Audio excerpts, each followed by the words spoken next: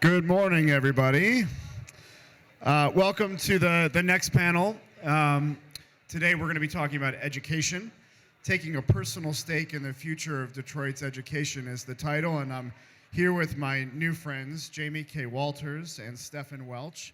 I want to take a brief minute just to allow them to introduce themselves, and then we'll jump right in because we know we're short on time. So, Jamie, can we start with you? Hi, everyone. My name is Kaye Walters. I am a Detroit resident. I work in the city, and I'm the mother of a son who's in first grade and a daughter who's in pre-K. Hello, everyone. Stefen Welch, Detroiter. Grew up in Northwest Detroit, now living in Sherwood Forest with my wife and our two kids. I have a 3-year-old and a 21-year-old. So my 21-year-old is my niece that my wife and I adopted a couple of years ago, who's my sister-in-law's daughter, and she's a junior at Western Michigan University. And I'm Elsey. I'm the executive director of the Detroit Children's Fund, also the father of a 3-year-old and 1-year-old, both daughters. And so as parents, I guess I just want to start with a question of, we all live in Detroit, each of us. We're all parents. How do you think about schools differently now that you're a parent? So, Jamie, can you start? Well, you can think about things like philosophically when you're not a parent in some ways, or you're not working in that industry. But as a parent, you got to figure out, how does your school choice work for your life, and what are you valuing and what are you not valuing? For us, it started with, where are we going to send our kid to pre-K? We were lucky enough to be able to afford pre-K. Where are we going to send our kids to pre-K? What's close? What has the diversity that I really sort of want? And so we looked at a bunch of different places, and we found the place that was 3 blocks from our house. It was a Catholic school. As someone who grew up in the public school, it was a very different sort of choice. But the one thing that sort of stood out for us is that we had an African-American male preschool teacher.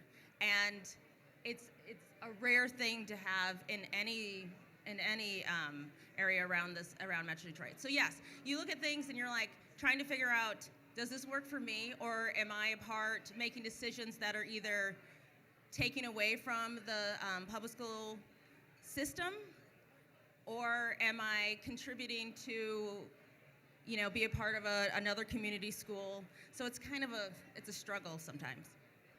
Yeah, I think for me, thinking about education is a little bit different now as a parent, of course.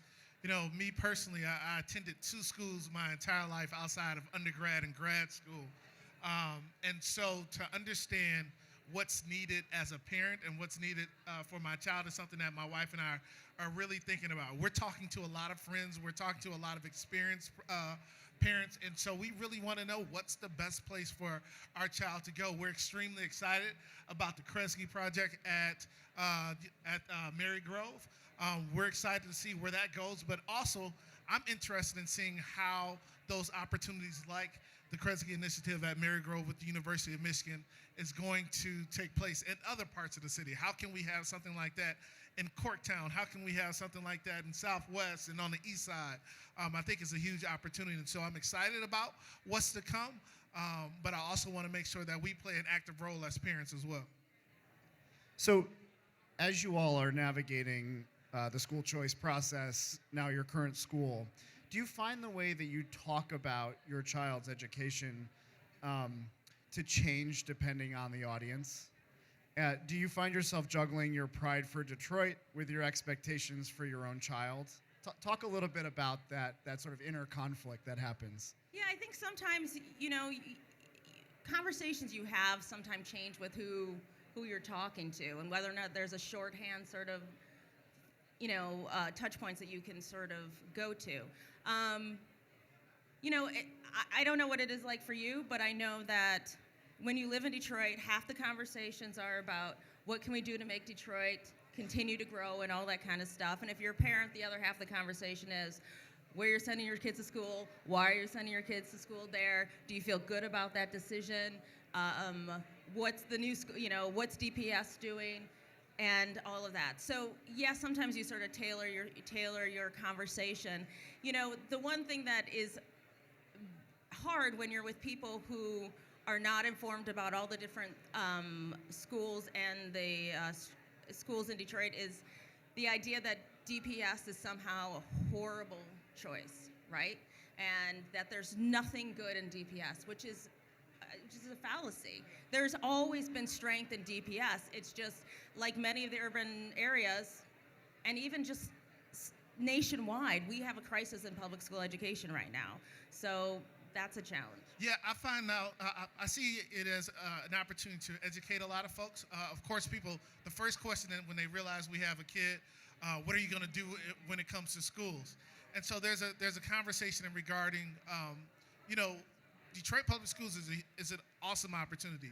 I attended Catholic schools all my life, growing up in the city of Detroit, St. Scholastica in Northwest Detroit, and then the St. Martin de Porres, which was a great opportunity for me. But those schools no longer exist.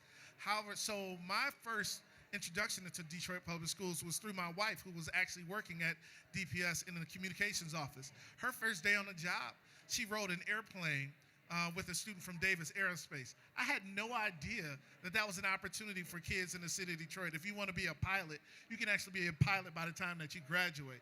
I think about people like Simone Missick, who went to Renaissance, who is the lead actress on All Rise, that's on CBS, who is an amazing person from the city of Detroit. I think about people like Deidre Grayson or Megan Dunn or Rosella Rogers and Richard Rogers. I think about these amazing people that I know who are extremely brilliant and are doing amazing things, and they went to Detroit Public Schools.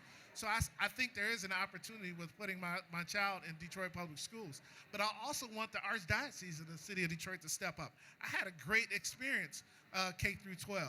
How can I utilize that experience for my own daughter? And so I'm extremely, once again, excited, but I want to make sure that we're doing everything to make sure that kids in the city of Detroit have access to amazing education no matter where they go. And one thing is, in terms of talking to people about it, is you have parents, especially downtown, you have a lot of people that are coming from other places, and there's a thought for people to want to not have their kid be the only one in a school. And those are opportunities to have that conversation about the fact that if all a certain type of people go to one school and all a certain type of people go to another school, we are not achieving what we want to achieve in terms of education in this city. And we're not even achieving what we want in terms of community in this city. So those are opportunities to sort of bring that conversation up. Absolutely. So Jamie, you work at WDIV. Yes, I do. Tell me about how this conversation manifests itself in the newsroom. And is there anything about that conversation that makes you uncomfortable? Well, I think one of the sadder things about the media and education is that we don't give as much energy to it as we used to, right? Like all the newsrooms are shrinking, and so you don't have people on education beats as much. And I think now more than ever, we need people on education beats. And thankfully, there are things with like Chalkbeat and with the Bridge and people that are sort of dedicating to sort of figuring out why the education system in Michigan and specifically Detroit and other areas is so complicated and challenged. Yeah, sometimes, anytime that anyone paints with a broad brush, and that's what happens when you talk about Detroit in many ways, it makes you uncomfortable. But that's beyond the workplace. That's just sort of out there in society. So, Stefen, you used to work at Quicken. Stefen's on the job market, you all. So if you're as impressed as I am, he'll be right down here, stage left. But I think he likes his freedom too. That's right. Yeah. You used to work at Quicken. You're looking for what's next. What did the conversation about education sound like there at one of the city's major corporations? Yeah, I think one of the cool things about my former colleagues when I worked at Quicken is that they really want to take a deep dive into education in the city of Detroit. And there were a number of initiatives that we had going on. Where's Rachel at? Rachel Pritchetts was leading a lot of those efforts, who's one of my favorite people. But one of the things that we also talked about internally is what are those resources as we continue, once again, to educate ourselves when it comes to education in the city of Detroit. And I had a great conversation with people about the Best Classroom Project, which is an amazing Facebook Olga's out here. Are they both here? Well, I saw Olga come in. Oh, yeah, Olga's great. And so that's an amazing group. I learned so much about educational resources in the city of Detroit just by following that group. And so a lot of times it's mainly just looking for those opportunities and having those conversations. The more we talk about this, the more we're able to learn. But one thing, the best classroom project did, which I thought was great, is they went and visited schools versus just listening to people say, well, this is a good school or bad school, and trying to figure out what code language that really is, if there's code language being used there, is that they went in groups and they went to look at the school and they reported back their thoughts, but in a very private way, to not make it a very public thing, but a very personal sort of, report about what's going on in the schools. Absolutely. So a two-part question to close us out here. Jamie, what's one thing, as you think about your child's school, what is one change that you think that you would like to see, that you think would make the school incrementally better? What's the next step for your child's school? Their school that they go to? Yeah. It's a very small school. It's a school that's been around for about over 100 years. There's what I love about it is its diversity, and its true diversity, and its community. What I think I'd like to see it is sort of grow and become a little bit more competitive academically, and to branch out and have more opportunities to do art and culture and theater and music and all of that. And it just needs to grow and understand that the community around Corktown is changing, but there's such opportunity for the people that are legacy folks from Southwest and from Corktown and all around downtown. I want my kids to have consistency in schools, and I want to, my partner always says to you have to contribute to the school to make it what you want it to be. Because he was a kid who grew up in Detroit and changed schools 3 times in elementary school, and he says he doesn't want that for his kid. So I think the main thing that we need to do is to sort of be present, contribute, and sort of communicate our desires for strengthening the education system there. Stefen, a bigger question for you, which is, as you think about navigating this environment, what's one big systems change that you think could really send us in a sort of better direction as a city? I think one, continue to embrace our diversity. You'll never hear me say that Detroit is in a comeback. I always say we're in our next phase of our continuation. And I think we need to embrace that continuation and embracing education within that continuation. And reflecting on the last question, my experience, although I said I had great experience K through 12 in the Archdiocese system, I didn't have my first African-American teacher until I was in 9th grade. I didn't have my first African-American male until I was in the 10th grade, right?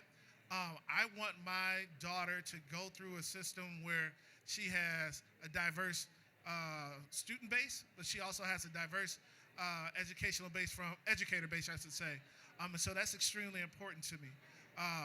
People from different backgrounds, different places and spaces, different types and stripes. I believe that's what makes education extremely important. And I also want her to be able to celebrate her blackness as well, which I think is extremely important.